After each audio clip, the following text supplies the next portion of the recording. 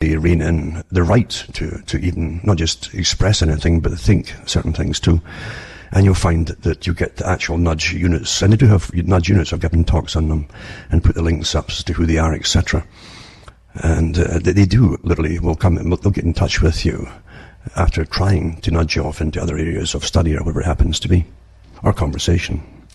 Because we're in this system that's often decried as being similar to the Chinese social credit system. You've been in it for years, folks. What's happening today was designed before they gave you the internet. I hope you understand that. I'm constantly astonished at the people who you could educate and educate and educate with evidence of how we're guided step by step into every year, actually, and every new thing that comes along, we're guided into it, and how to accept things, what our opinion should be, and so on, and given all the evidence.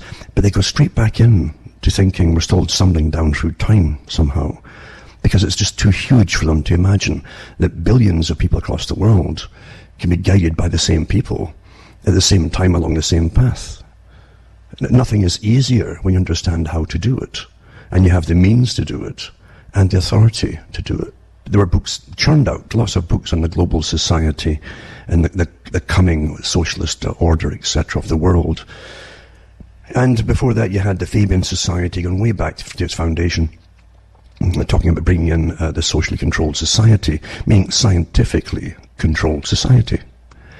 You've had all the characters that came out in the front of some of the organizations because they were front people for them, like Lord Bertrand Russell. And you could read his stuff as a child and actually be carried off with it. It seemed very practical and often very illogical, the way that he talked about things. Do you really want repetitive war, etc.? And here's how you can avoid it. But his solutions to it all is for, again, the same controlled society by using the sciences of control, mind control, and programming of children in a perfect scientific way. And again, right through their childhood and right through their adulthood as well. Well, you're in that. That's called lifelong education, they call it. I gave talks on this when we were given the internet years ago, and before it got to where it is today, where in the 1930s and 40s, they had people coming out for world socialism. One was a bishop in London. They call him the Red Bishop. He was quite open about the need for conformity across the world and how to shape the people's minds, and how it would have to start again, as always, with the children, and continue, he said, right through their lives. And at the time, people would scratch their heads and think, well, I'm not going to go to night school for my whole life. You don't. No, he was talking about entertainment. And the radio in his day had taken a chunk of people's time with very enticing plays and serials where folk could, and don't forget where the word serial comes from series, right? And they would tune in to find out what happens at the cliffhanger from the day before, half-hour shows and things like that. And people would rush home to try and get them. Women who, in those days, in the 1930s and 40s, would all tune in to the radio or meet with friends' houses and listen to the radio to hear what happens. So you've got behavior modification as to what you're doing that day, you see. And then you have the added influence of the messaging implanted in the story, the social messaging. So it's never stopped, but that was what he meant by it. And today, with television, that was incredible, what an amazing tool that was for the controllers. Eh? And Adam Curtis did some good documentaries on that alone, on how it was used. But you really are today with the internet and all the rest of it, and with worldwide systems with supercomputers and algorithms managing all of us and guiding all of us along where it wants you to go, you see, as opposed to where you wanted to go and so on. It's getting much easier to control everybody, and you get the same flow of information, which is a dearth of information right now. That's why tonight I'm not going to give you much news at all, because news, as I said, we've turned a new chapter that the elites wanted for a long time. They don't want you knowing what's coming up in bills and laws and government, because you used to protest against them and maybe change the outcome. So what they did is train society to leave it to the experts. Just play yourselves and use your free time for entertainment and be programmed at the same time. And then governments just put handouts that are dispersed through different media. And that's how you get the information of any laws that are passed, etc. So you see how they've managed to squeeze you out of participating in what's called democracy. And I know it's a con democracy, but that they manage to put people, squeeze you out of it, even the right to really know what's going on. And eventually it'll be a crime if you demand to know what's going on. I really mean that, because the system, even the Club of Rome has said, democracy would never work. It didn't, and it hasn't, and would never work. It's used as a tool, you see, to get everybody else to go along with policies, thinking that you do have a say in things for change. That's the purpose of it. But in reality, as you've probably all seen, we're living in a very dictatorial system. As an example, and so this will continue from last week's talk perhaps, but as an example, I was thinking of George C. Scott. He was a good actor, awfully good actor, and a good character actor. But and of course he was in some just bubblegum movies too, down through the years, like anybody would do for the money. But he was in one about Hindenburg. Again, speculative idea of what may have caused the big Hindenburg bomber. Hindenburg, of course, blew up coming from Germany to New York as it was landing. So what caused it, you see? And of course, this was in the 1930s when Adolf Hitler was in power. And there's a little bit in the movie, I remember, where they had passports being asked for and questions being asked to passengers leaving Germany going to New York. And it's portrayed, again, as the usual, there's nothing in the world worse than the Nazi system, as though they never had that kind of thing in previous and parallel systems at that time. Of course they did, because a lot of what Hitler brought into being, and it's a socialist system, was taken from the communist system, the Soviet socialist republics, and was adapted into it, into Germany, of course. And the Soviets were far more brutal than the Nazis even were in the 1930s. Because the Soviets had already slaughtered, by the Bolsheviks, they slaughtered the entire intelligentsia of the country. The top leaders of it that earlier on had boasted about how they wiped out a whole class. Then they replaced it with their own, you see. It's amazing how one thing is bad, but a similar slaughter is somehow not worth mentioning. And it's not to hold grudges, but I'm saying here's a story in it. So here's the Nazis asking for passports, and why are you going to New York and all that. And I thought, this is portrayed, I think it was done in the 1970s, the movie. And yet it's nothing to what we've taken calmly, and it's routine today across the whole Western world, going on an aircraft with a massive, bigger system called Homeland Security in the States, and barrages of metal detectors and all the rest. Isn't someone just asking why you're going to visit so-and-so?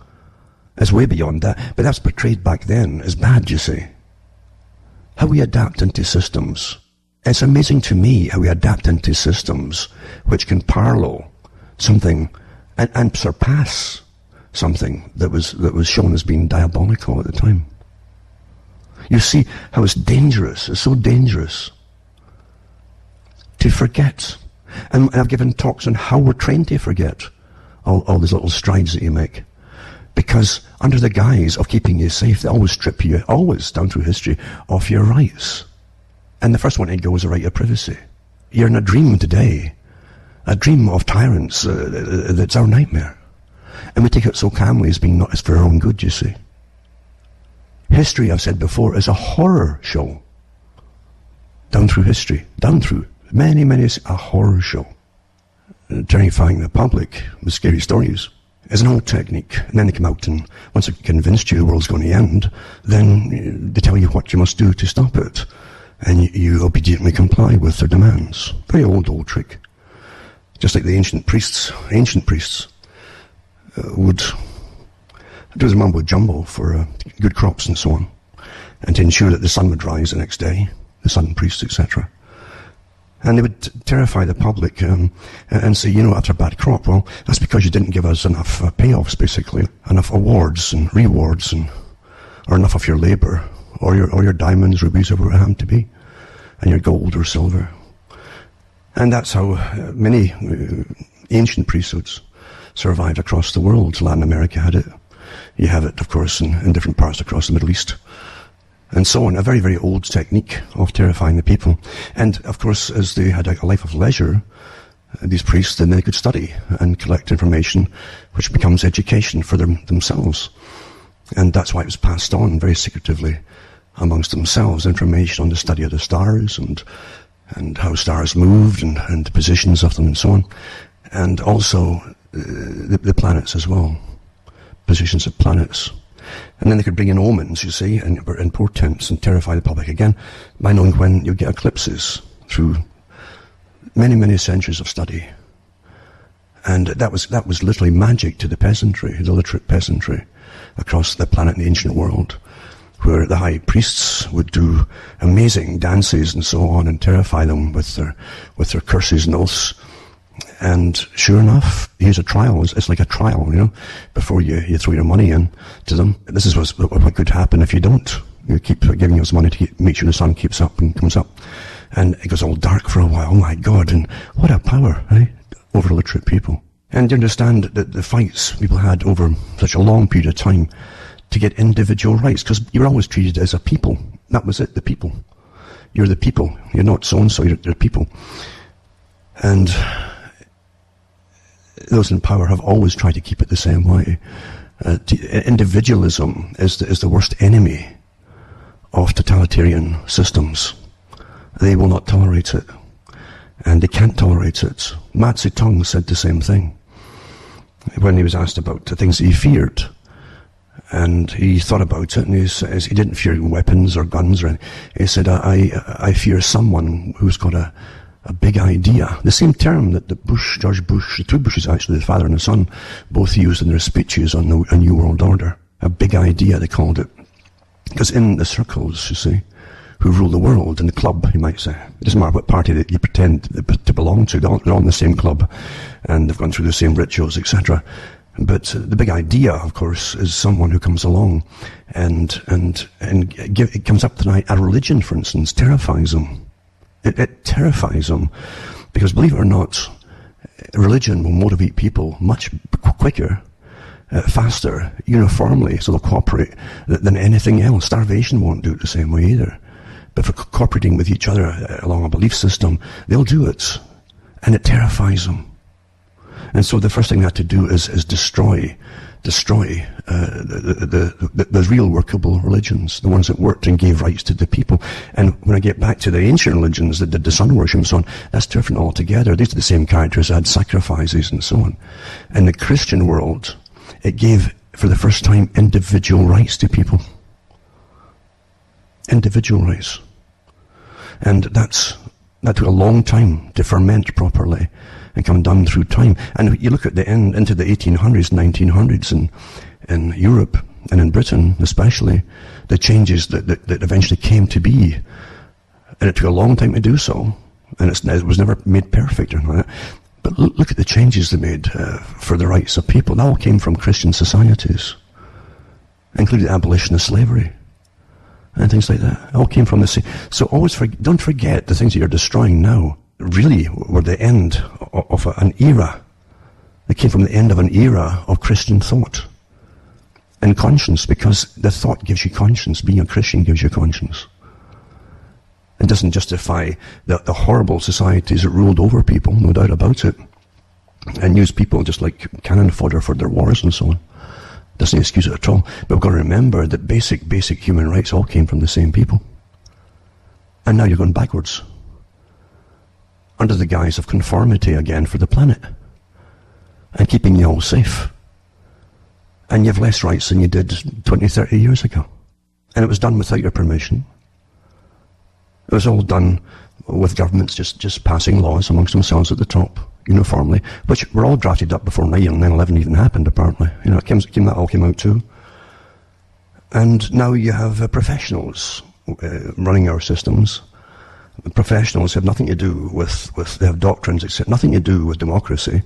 Because as I said before, even the Club of Rome, the big think tank for the big management of the planet and sustainable growth and etc., these characters are the ones who don't believe in democracy, say it doesn't work. The same thing, by the way, that you'll find that some of those who are put on trial at Nuremberg after World War II. If you ever go through, it's painstaking, of course, like most things are, they're painstaking to go through things, but you find they kept going on and on and on, trying to get people to confess to their ills and their evils in the Nazi party, the upper echelons of that Nazi party. And it was Goring, who had been the air chief, they kept on about him, and he was definitely a bit of psychopathic almost an actor type, hysterical type personality. He loved the show business type side of things as a leader. But he did say that the reason that Germany, in the middle of a mass depression, where nothing was working, and hyperinflation and all the rest, he said the reason that they brought in the Nazi Party and then they did away with the basic democratic rights for it, says because democracy could not work at that time. You see. And basically, we're told the same thing after 9/11. They still use the term democracy because you're still allowed to vote for leaders. Whether it's all real or not doesn't make any difference. I don't believe it's all real. And I think it's very much like the Politburo of the Soviet system, because the joke was true. It was a true joke, but you get 4 folk to vote for the Politburo. A Politburo member, A, B, C, or D, all from the same one-party system. If you look at the systems today, you're really looking at the same global, when they all have the same things in mind. Globalization and sustainable development, with carbon taxes at the top, sustainable society, meaning population control big time, food control big time, wages control big time, all these things, energy controls big time. It's the same kind of system, folks. I don't care if you use democracy or not.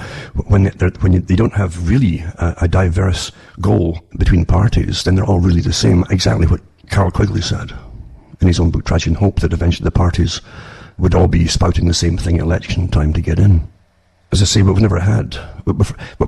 I can remember giving the talks before 9/11 happened, and then the week that, and the nights and the week that 9/11 happened, and I knew there was a massive agenda going to be unrolled very quickly. And I said, the hardest thing you'll have from now on to do, the hardest fight you'll have is to hold on to your sanity. Because everything, literally, that was, has to be destroyed to bring in the new. Everything. Because the 21st century is a century of change. And transition, as they call it. It's all change. And this was, again, getting back to last week's talk. I was thinking about it. We were warned about it from so many different people. In the know. Many of them were actually in the know and in the planning system of what was to come. Like the family of the Huxleys. Julian Huxley was adamant in the need to depopulate all the wrong peoples, meaning working classes too, would be superfluous. Again, it was all a specialist class that was advising everybody, and you had the time and motions people, they called it too, for efficiency, and then you had, the time will come when there's overproduction in this economic system, and therefore we'll have to have less folk looking for jobs, etc. So you depopulate a controlled, scientifically organized society, all discussed, and they all signed on to, including Julian Huxley, of course, a big avant-garde part of it, and they're all members of the aristocracy. Quite amazing, including Bertrand Russell. And then they came out, and the next thing you know, all the working classes are following. Well, yeah, he speaks for me, it makes a lot of sense, you know. Because all they have to do for the working classes is to offer them a few goodies here and there. They always do. Listen to the parties today that all sound the same. Vote for me, we'll give you free this, free that, free healthcare, free education, free food even, you know what I mean? Everything's going to be free in this paradise. And it's always astonished me how simplistic it is and how people fall for it. But then I'm a bit different. I don't even have one of these convenience cards for any particular store that everybody lives on these days, apparently. For they get a little percentage off, or to get air miles points or something. They call them mouse traps in the companies that market, come up with ideas for marketing these things. And everyone's thinking they're getting a few deals here and there, and they give all their data away. They're watched like you wouldn't believe, shared with governments and other departments, and they know everything you're eating. And I've already had discussions, and I gave talks many years on this, where they would have come out with different departments of health and saying, we've noticed you're eating too much of this or that or whatever it is, you say. And eventually, it's going to be black marks. This is the same system as China. Don't you get it? We were doing it long before China put all that in. And they didn't have to force anybody here either. They just said, if you take this cards and then we can watch everything you're eating and so on, you'll get little discounts and all that. And away they go. It's like scratching and win, away they go. As I said before, what tyrant in history ever thought of just getting them to get down on their hands and knees and bow to you and do anything you want them to do and give their will to you? If you just give them just free offers. No tyrant ever thought of that before. Never dawned on them. They thought that they'd beat it into you and conquer you. Well, you're conquered without it, you see. It's just astonishing. And therefore, when you're going to be bad, you've had a bad thought, or you've looked at something on the net that piqued your interest, because you didn't know something, and you may go looking for more information, and it's a naughty thing to look at, and you're not supposed to. It's on the X. You don't look at that thing, because your masters don't want you knowing that, whatever topic it is, or even think. It doesn't mean it's true or not. See, you're not allowed to have your opinion on anything. That's the point of a uniform opinion in society on every topic. You're all going to be like clones of each other. That's as close as they've got it at the moment, without total genetic engineering of a generation. But, as I say, people forget so quickly where it all comes from. Back in the 30s, you had Aldous Huxley, who at least came out and warned people about what was going to come if they didn't stay awake and take an interest in the powers that ruled over them. That's why he did Brave New World. It was put out as a warning. It wasn't just to get big money and get his name in the lights, etc. He was an oddball in the family. And he had his own problems, which made him think a bit deeper. And he didn't really have an interest in controlling people. Whereas his family had always been involved in classifying different types of people and intellects and all the rest of it. And intermarried even in some areas with the Darwin family and so on. And social engineering, etc. But he himself saw what was coming, because he was in on meetings, and he listened to the people talking to in his own family. They were in other meetings. Julian Huxley was up to his eyes in plans to control society, Planned Parenthood, and all the rest of it. And UNESCO. Anything that made uniform systems throughout the world, which they could control. So Aldous Huxley did warn people through Brave New World. And perhaps at the time, it's always the same actually. Those who are out of the loop, living their own mundane life, and it's, you couldn't imagine it. It seemed too science fiction, way off in some distant Never land type of thing to take effect on their minds until many years later. And yet it was already being discussed how to implement it when he wrote the book. It's all eugenics, remember? A eugenic system where people were literally bred and designed to be whatever the work they were designed to do. It solved the problem for Marx's redistribution of labour, different categories of labour. And so you would only create them genetically. And they would take all they make sure they took their medications and so on. They didn't get pregnant, but they could procreate all the time and take as many partners. There was no taboos whatsoever at all about sex, you see, in this wonderful city that they had built in the Brave New World. And they could acquire any goods that they wanted, materialistic goods that they wanted, but no one was poor. But it was like a world of fun and play, and during the day you had your job assigned to you, and you were designed literally. The genes that they claimed that would give it any unhappy genes would have been removed from the sperm or the ovum, and you were guaranteed to be like the uniform generation of the you that was before you, in whatever classification it happened to be.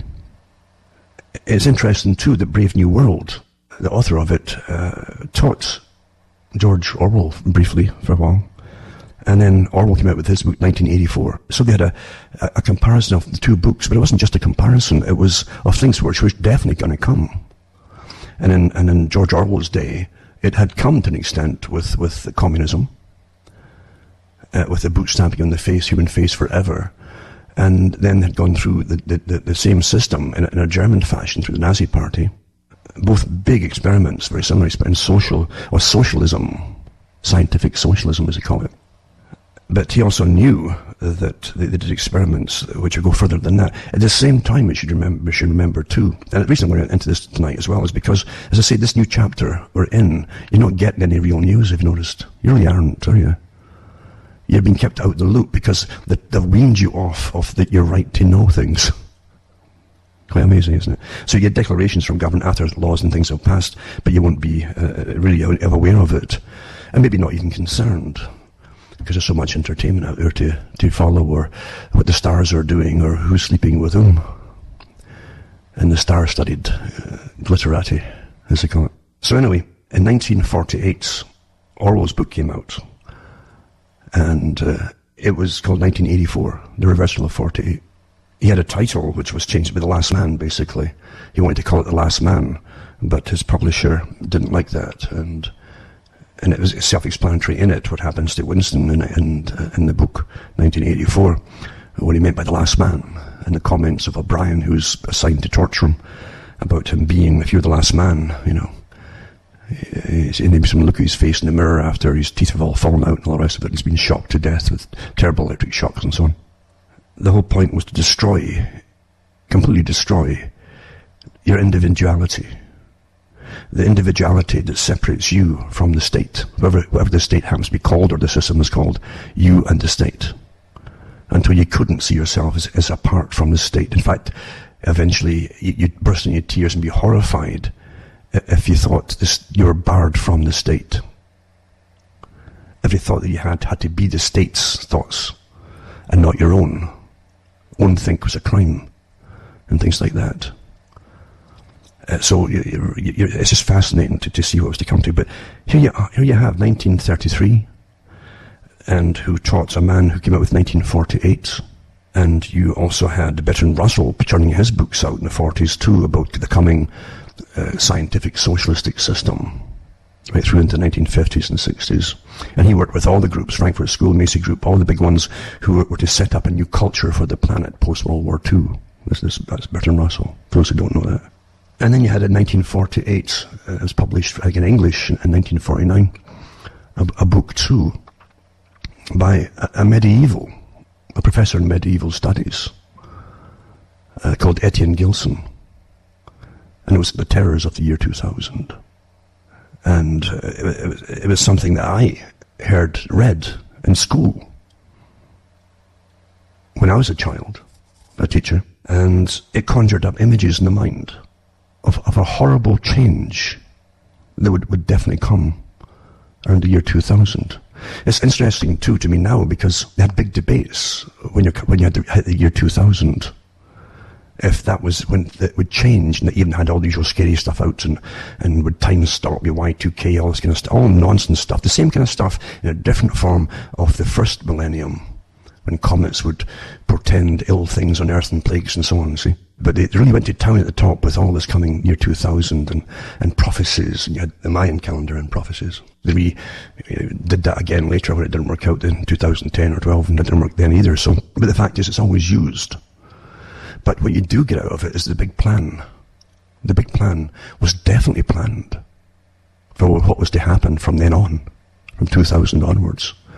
You had, as I say, intimated from the speeches by the Bushes, the two Bushes, a new world order coming into view, a big idea. And again, I even read these articles on there, and I said, what do you think they mean by this?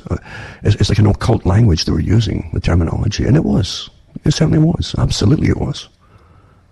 Because everybody else is scratching their head, saying, what do they mean by this? And, a big idea coming into view, what kind of order, And what they were telling you then too, it was all shaped and done, and you had no input in it at all. That was awfully important as well. No one had been asked about your mind. We've got a whole new system and way of living lined up for you. Do you mind? Now, of course, anything that matters, you will not get a hint at of pen to paper for a vote. Never mind internet chronology and doing your internet votes and so on. But it's definitely planned. And the big boys at the top knew what it meant, and you had these different smiling people at the top of the media too, little smiles here and there of knowing smiles, as they call it. And then they even had the big debates. What does it really mean? And the top scientists came out. Well, actually, the year 2000, that actually starts in 2001. Eh? And so, bingo, in 2001, you have 9/11, the complete unrolling of a whole system. And you think, well, we just, okay, we'll have to give up rights and they're free to be safe and all that. But did you ever think that everything had to be changed? Everything that was had to be turned upside down? Because that was in Etienne Gilson's book, The Terrors of the Year 2000. Everything that was. Like, last night I touched on different things too that got me into it, to thinking back on the track of that, because last week I mentioned about Nietzsche, for instance, and how people swallow this stuff up from philosophers And they don't even... See, philosophers were given almost a godlike status by the atheists in later years. It was the Muslim countries that saved most of the philosophers of ancient Greece. At least it was their writings for the West now to use. But you understand that you got a false impression of even Greece, because Greece, they weren't all walking around wearing miniskirts, these guys, and togas, and prattling on about how bright and clever they were. Again, school, it comes from the word schola, which is leisure. It takes a leisure class, just like an ancient priesthood, even pre-Christian, for the sun gods and so on, to study stars and all the rest of it, to even impress the punters who worship them. So you need free time and nothing else to do, and the basic scavenging for food or growing it has to be supplied for you and done for you. Well, that's how Greece was too for the wealthy. Even amongst themselves, they bickered and they liked a good argument about things, as opposed to having an absolute doctrine on it. But you definitely had the beginnings of people who wanted doctrines. And really, it was the early church that gave some credence to some parts of the logical ideas of logic from Greece and philosophy, and kept that going as well. But didn't elevate the philosophers up to a status higher than the gods. So many things are misconceptions that we have today. But getting back to Gilson, he talks about the trepidation of things to come. And as I say, Nietzsche, last week I was talking about Nietzsche, it got me onto this topic again, when he literally came out and declared, you see, that no man was God. If there's no God, then what am I? Then I am God. The same phrase actually is the very popular mantra of the New Agers. It's called New Agers today, who literally think they can go through different rituals and become a god. And I remember the old documentary by Shirley MacLaine, who chats about it, and then you see her on the beach as a helicopter goes higher and higher, and she's spinning around saying, I'm God, I'm God, till a little squeaky voice saying, I'm God. You know. And that again is the end result of throwing order out of the window. The New Age, as it developed, was to gain power, unfortunately. And when man becomes God to gain power, then you have chaos, as they all put spells on each other. And they all hate each other and use or abuse each other. You're back to primitive chaos. They don't want basically a religion which steadies them.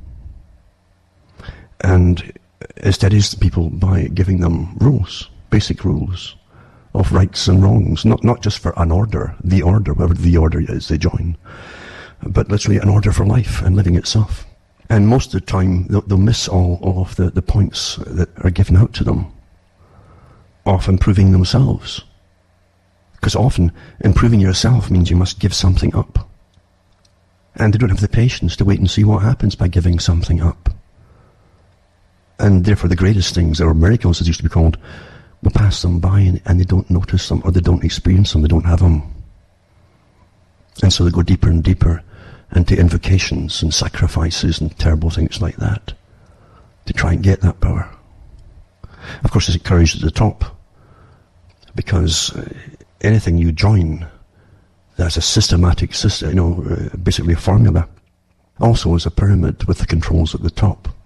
Now, all religions can go the same way, with controls at the top, when they get infiltrated or corrupt themselves, and anything that's done by humankind always ends up corrupt anyway. It's human nature, so there you go. So, and the more you throw off the controls of human nature, which are self-imposed and voluntary, then the more corrupt the system becomes. That's how it is, really.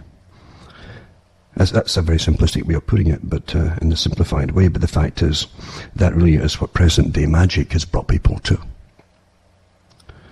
And they miss the point of it all.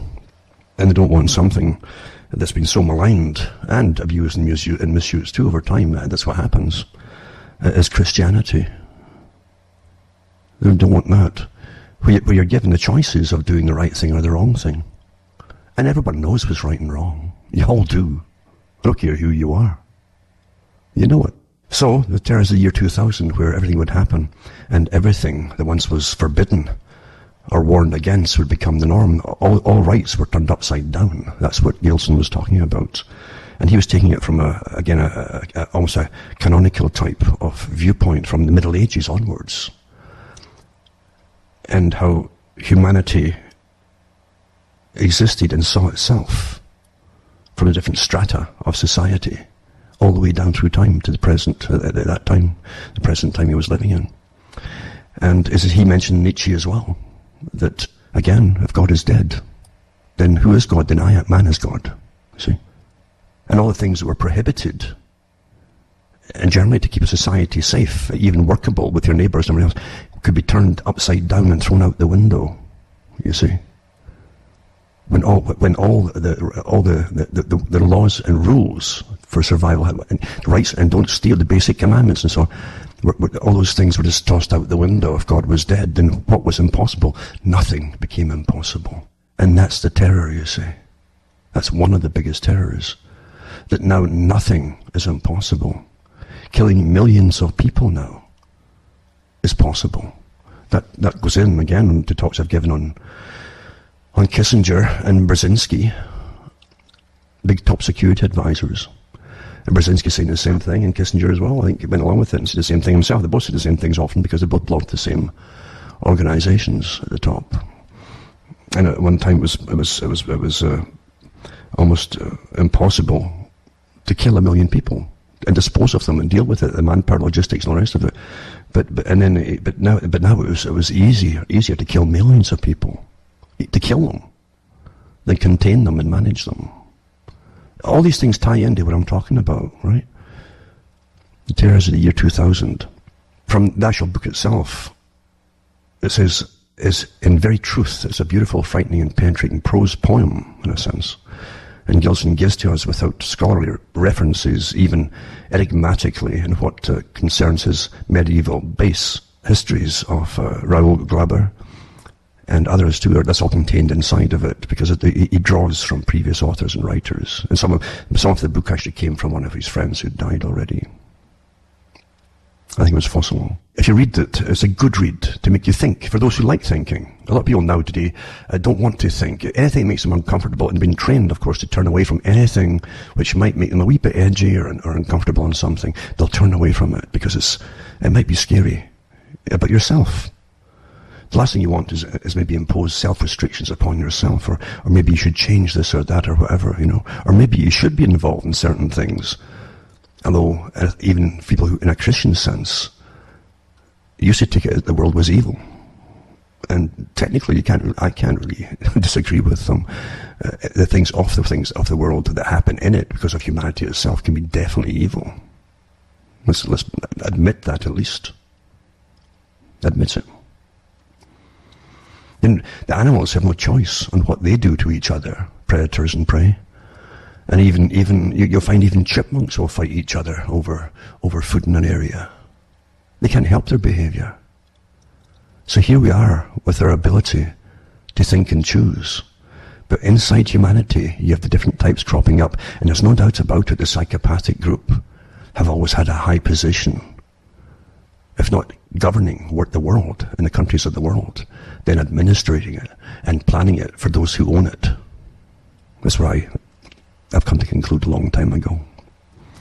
But anyway, as I say, Gilson goes through some of the histories from 1914 onwards throughout Europe, what happened, and the horrible wars that were, millions of men threw themselves against other opponents, millions of men, and really, what was the first mechanized war, and more perfected weaponry, and it was the first war where they admitted that everybody, all civilians were part of it. It was called total warfare.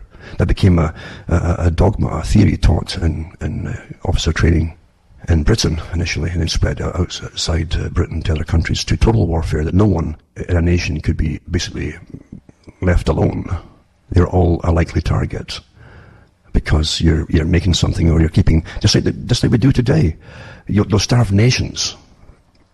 I shouldn't say you don't starve nations, but those who rule you starve nations for their own agendas, to make people supposedly overthrow the guys who are ruling them. So starve you into, this is the hope they have, to starve you until you rebel and overthrow whoever's ruling over you. What a very humane way to do things, eh? Very civilized indeed. Very intellectual. This is the 21st century and they're still doing it, eh? Yeah. So, believe it, the same characters under sustainability are going to do the same with all of you, folks, in rationing, etc. I've already read some of the articles in the past where they've discussed this. And it may come under different terminology, but it means the same thing. They're awfully good at hiding things with terminology to confuse you.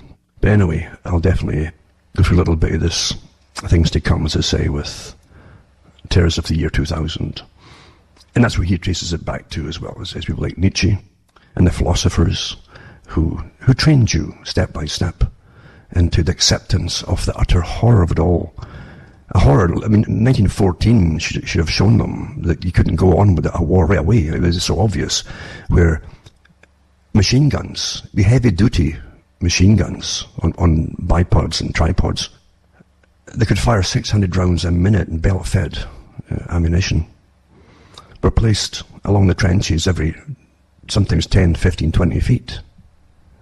So anything running towards them on a flat plane got halved in two. And you couldn't miss them. With armies, they weren't allowed even, as they attacked, to lie down and crawl towards an enemy, to give themselves a lower profile. No. And they kept that up right through the whole war. Well, if that's civilization, you can keep it. And then they added gases to try to, again, all the things getting back to the idea of Nietzsche, when all the things that made things horrific to the sensibilities were now tossed out the window, all the rules. Therefore, anything was possible. Nothing was prohibited. You understand? Nothing. Total war itself, except the fact that might have to annihilate whole nations of people.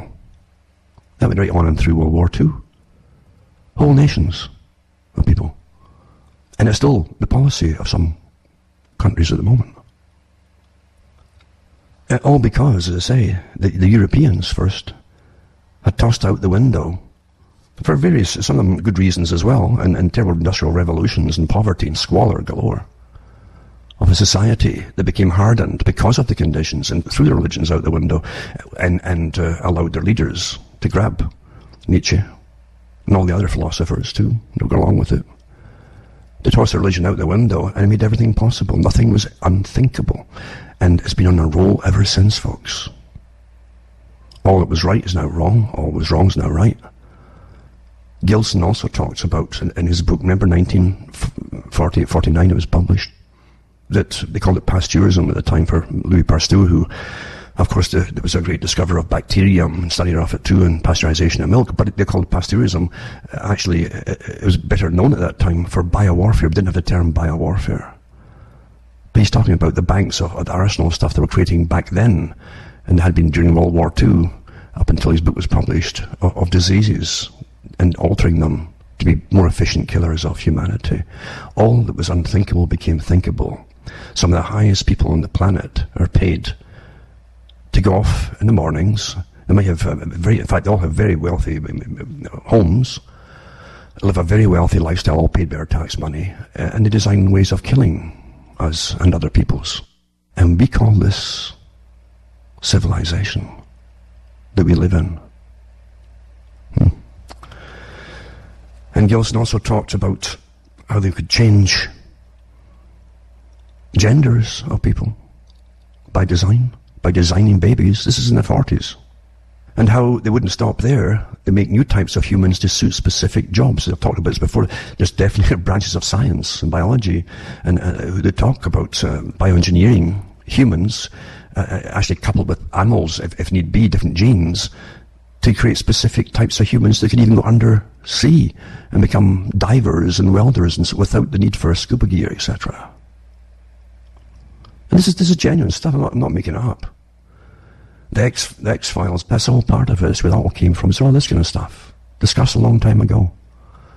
Because there's nothing to stop anything from happening today, you understand? Because the rules that kept people from experiencing the horror was not to even allow it to happen. That's been thrown out the window. And now you get the sense of it all coming in waves, you see. And you experience the horror. And it'll be done scientifically. And you can be persuaded into it, like Huxley said. You come to love your servitude. No matter how bad it is and how demanding it is, you'll love your servitude.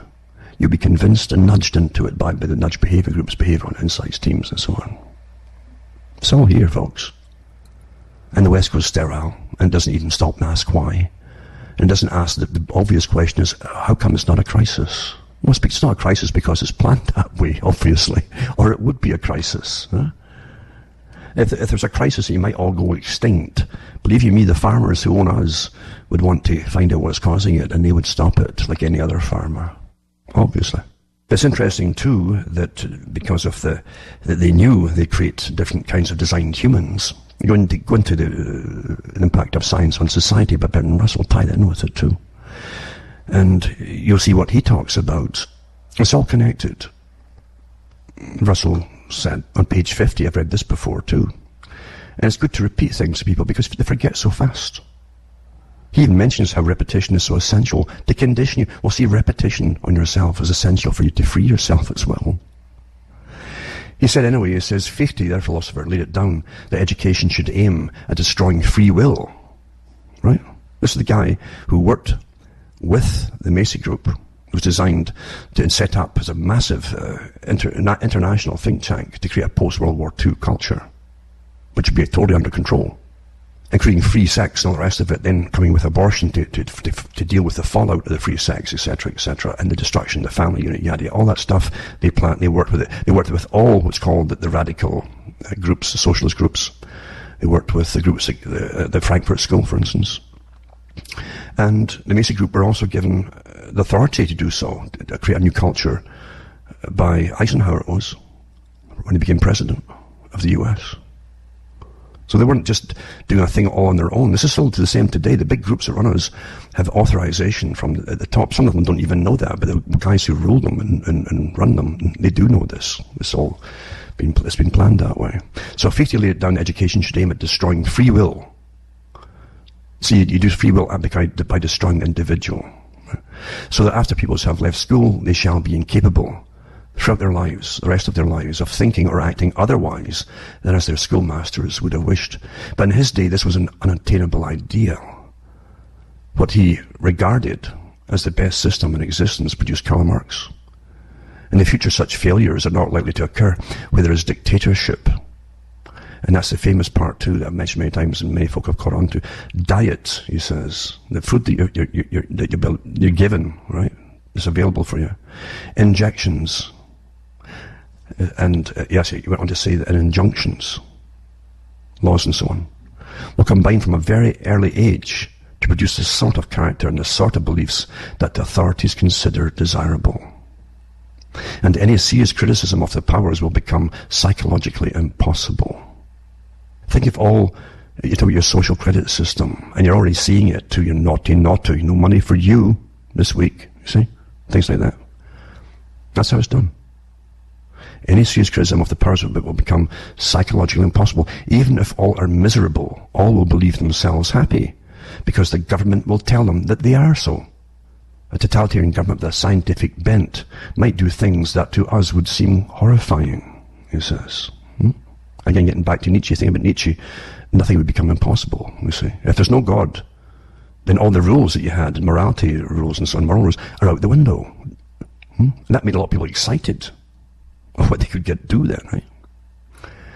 So, he goes on about the Nazis. He says they were more scientific than the present rulers of Russia when he wrote the book, and were more inclined towards the sort of atrocities that I have in mind, he says. They were said, I don't know with what truth, to use prisoners in concentration camps as material for all kinds of experiments, some involving death after much pain. If they had survived, they would probably have soon take to scientific breeding. So the whole point of it is getting at in socialism, they'll eventually take it to scientific breeding. Any nation which adopts this practice will within a generation secure great military advantages. The system, one may surmise, will be something like this, except possibly in the governing aristocracy. All but 5% of males and 30% of females will be sterilized. This is a guy who's exposing it under the guise of, but he's actually advocating it. Because he worked with a couple of groups that gave us the present system, that gave you a lot of these things that are already happening. And this also gave ideas to a lot of authors to write books on it. And you had The Handmaid's Tale and things like that. All these things come out of characters like Russell, who was at the head of massive organizations and for social engineering.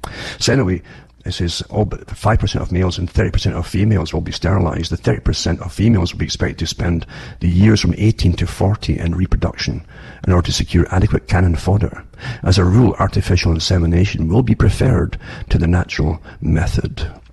That's also where George Orwell, I mean, it wasn't just one person saying this. This was knowledge amongst those in the know. And George Orwell knew too that in 1984 they would sort of do away in his idea with the family units eventually, and even make it taboo to have just random sex sort of thing. You see? So what they eventually came up with is to promote sex, and then train the people on the way of Julian Huxley's idea.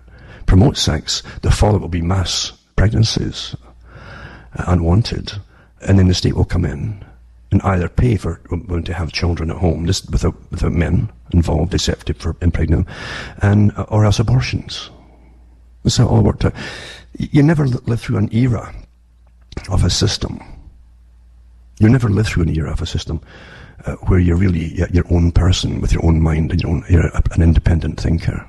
Very, very few people today are actually, and you're given things to chase, and you do chase them. You're given leaders to follow, and you'll follow them as well, without even noticing when they've been maybe taken over or showing their true colours. And if you come out with a lot of factual evidence, they can be verified. They'll put out someone behind you with a lot more money, put out the same information, they'll grab your stuff, and they'll add crazy things to it, like the space aliens involved or whatever it happens to be. And then you're lumped in with the craziness of them. That's counterintelligence, that's what it's called. Again, getting back to not just Mao Zedong's idea, but his greatest fear was a big idea that wasn't their own, you see. So if you come out with a big idea of who's running the world and so on, you will, it won't be easy for you. It really won't be easy for you. And Russell said it, but Russell also said in his own book too, that if you came out with a lot of information, and you couldn't be won over, if you had a good mind and you could convey things to people naturally, and you can be won over and work for them, and take all your scholarships and go to the right granite stone buildings to be taught, and impressed and awed by all the statues of famous people before you. If you wouldn't go along with them, then they would have to basically eliminate you, and I mean annihilate you, because you might use your mind and the knowledge of what they were doing to you, all of the people, and inform the victims, the general public, of what was going on. Then they'd have to eliminate you, you see. They're quite open about it. Quite open indeed. Anyway, I've been kind of rambling on here, but so that was just basically what came to my mind, because I say, I do have articles here of news, but they're worthless as far as I'm concerned, because it's just, we don't get news anymore. We get just handout statements from authorities of things that may be are done or whatever, but really there's nothing which you can participate in and complain to government. They don't want you complaining, so you leave them alone to play themselves in government. That's what a lot of them actually do these days. Do you realise that, and I remember giving the talks years ago, that the politicians literally were given big sums of money as like grants by the government, and they could take acting lessons on deportment and so on, and they already have their own speechwriters, everything's written for them. But they even have their own PR departments for some of the politicians. If they're wealthy enough, they can have their own PR company to put out all the fake stuff that they want you to believe, right? Royal families have it, of course. And different branches of the royal family, even the couples, have their own PR companies to keep their names in the paper. That's why you're seeing them everywhere now. And all the drama, like a soap opera about who's not talking to you, that's all made up nonsense. Because they're also going by hits. They've got PR managers. In the digital age, there's hardly out there anymore that's real. Pretty tragic, isn't it? That this luminescent screen, that's taken over your lives and runs it all, has given you a completely fake reality.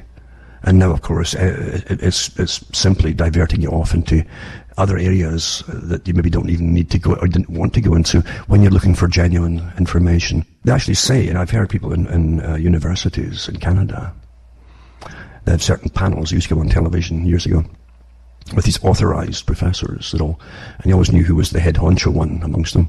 They actually announced there were certain topics that were just too sensitive for the public to be informed about. And that's what they said live on television.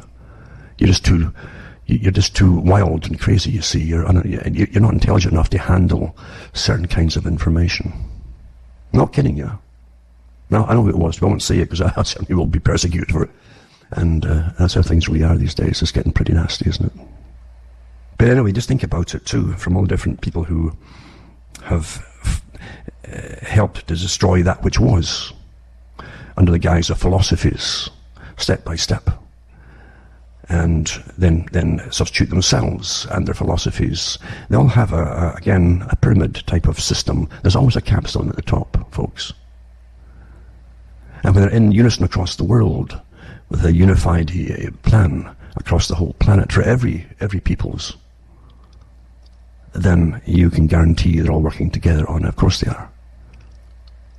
And they used to be more open about it, but then they clammed up a bit after 9/11. They got to still make you think you still have nations. Well, they have you pay for it all, for the wars that still have to be fought. And then you'll be back to the old, you were all global before, in the 90s we're all global. It was a common expression. Then suddenly become nations again when you have to fight wars, and then be back to being global. But the global aspect has never changed. And with technology, it's the same technology across the whole planet is getting used here. And China was to be the model state for the planet, according to the United Nations. They did television documentaries on it, using those very terms. You weren't asked about that, were you? Of course you weren't. But you still say you're democratic, won't you? Anyway, from myself, from a blabbering night, I'm afraid, because, as I say, there's nothing in the news to interest me, and most of the stories are so irrelevant in the passing of time, really, that they're hardly worth talking about. You can get plenty just to reinforce what I've said tonight, I suppose, because you see the fallout of it as things get crazier and crazier, when, as I say, all that was is to be destroyed to bring in the new, and it means that everything is now the opposite everything, and opposite values, opposite laws, and even the rights and wrongs are completely reversed now, until the opposite is often, even complaining about what used to be bad might be deemed evil and illegal. Astonishing, isn't it? And all came supposedly when we hit 2001, the real start of the 21st century. Interesting. Remember, you can buy the books and discs at cuttingthroughmatrix.com. And remember too, you can send cash. You can use cashless systems, and you can also send international postal money orders if you're outside Canada from the post office. Easy to do, very small fee for that compared to some of the other ways of transmitting it.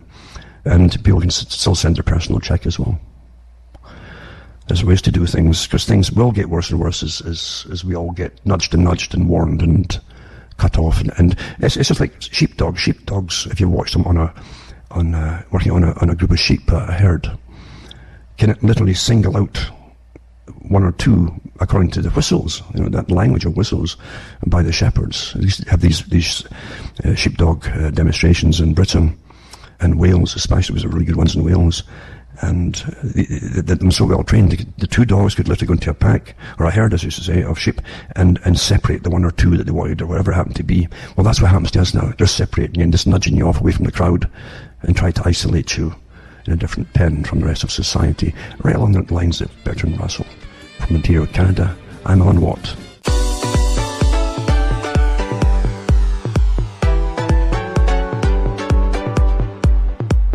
Listening to UCY.tv.